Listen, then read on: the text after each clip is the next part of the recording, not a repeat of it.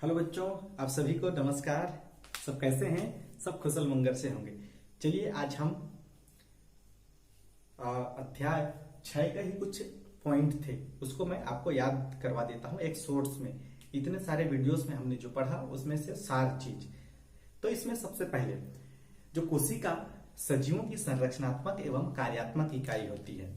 Okay, महत्वपूर्ण बिंदु, importance बिंदु जो है, इंपॉर्टेंस बिंदु पर चर्चा करेंगे। कोशिका सजीवों की संरचनात्मक एवं कार्यात्मक इकाई होती है। कोशिका जीवों की संरचनात्मक एवं जीवों की संरचनात्मक एवं कार्यात्मक इकाई होती है। कार्यात्मक इकाई होती है। ओके, कोशिका जीवों की संरचनात्मक एवं कार्यात्मक इकाई होती है। कोशिका की खोज रॉबर्ट हुक ने की थी। दूसरा क्या है? कोशिका की खोज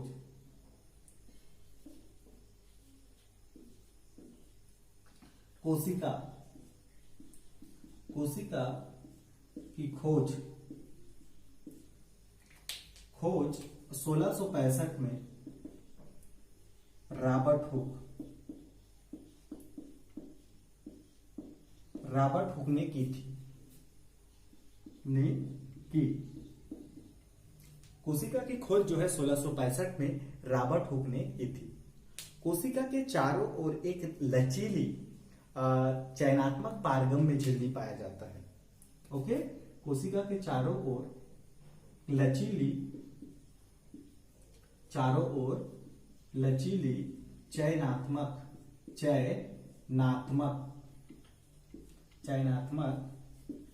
पारगम्य झिल्ली पाई जाती है। चयनात्मक पारगम्य झिल्ली पाई जाती है। ओके, पौधों की कोशिका झिल्ली के चारों ओर सेल्यूलोज का बना एक कोशिका भित्ति पाई जाती है। ओके, पादप कोशिकाओं में क्या होती है? कोशिका भित्ति पाई जाती है। कोशिका भित्ति पादप कोशिकाओं में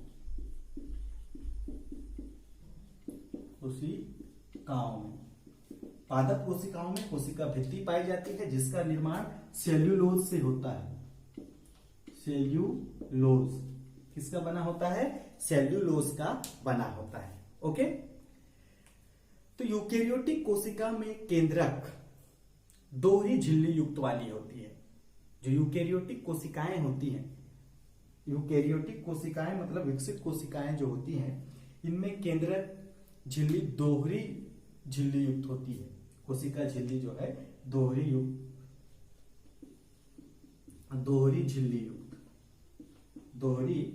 झिल्ली युक्त। ओके, प्रोकैरियोटिक कोशिकाओं में दोहरी झिल्ली युक्त केंद्रक झिल्ली पाई जाती है। केंद्रक झिल्ली कैसी होती है? दोहरी झिल्ली वाली केंद्रक झिल्ली पाई जाती है।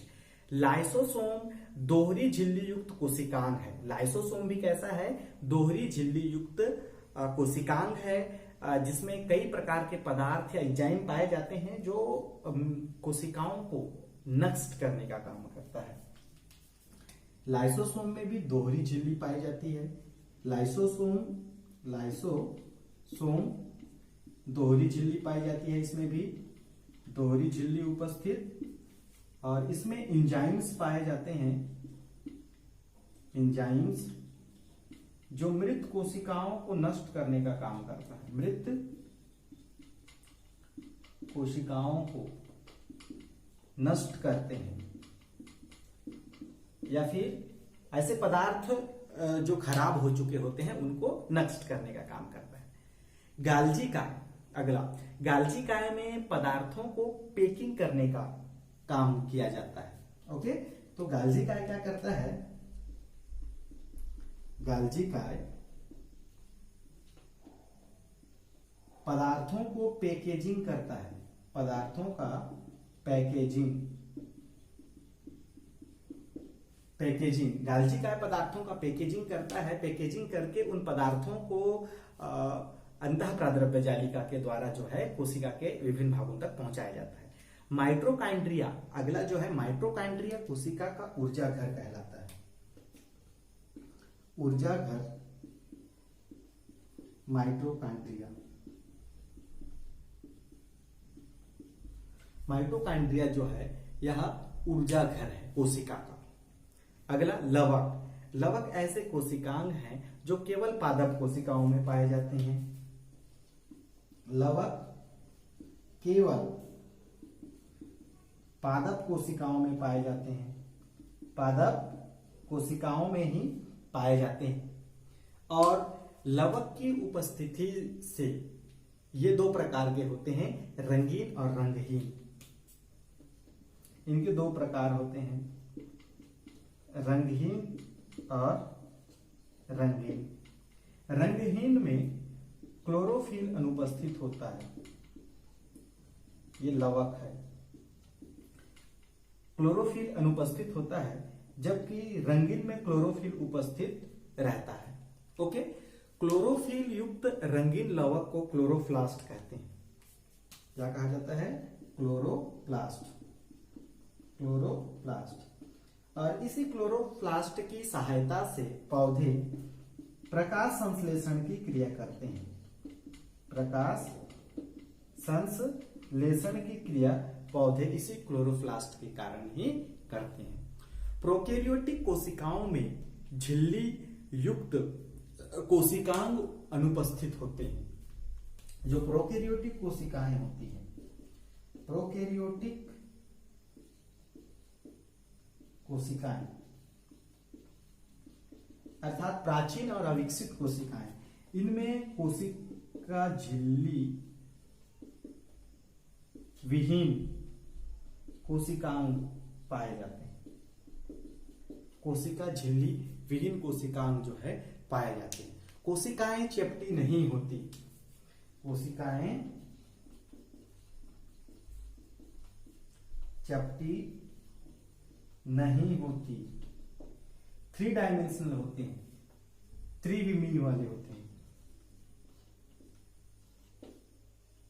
त्रिविमीय यानी कि 3 फेस होता है, ऐसा x x y x z, 3 face, इधर भी इधर भी इधर भी।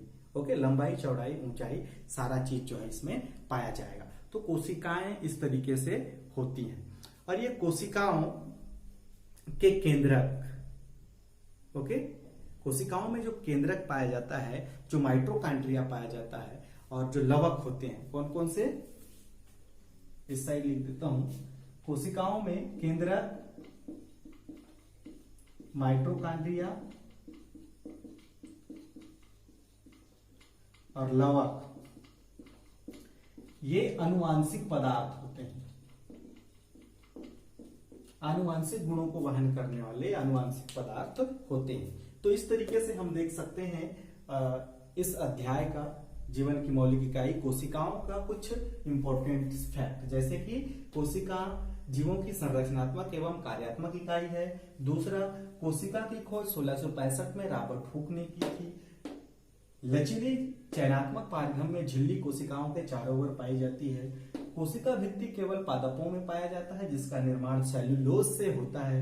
ओके, दोहरी झिल्ली युक्त केंद्रक झिल्ली उपस्थित होती है यूकेरियोटिक कोशिकाओं में। लाइसोसोम दोहरी झिल्ली युक्त एक कोशिकांग है जिसमें एंजाइम्स पाए जाते हैं, और ये एंजाइम्स जो होते हैं विभिन्न अवशिष्ट पदार्थों और मृत कोशिकाओं को भक्षण करने का काम करती हैं। इसी कारण इसे आत्मघाती थैला या कब्रिस्तान कहा जाता है।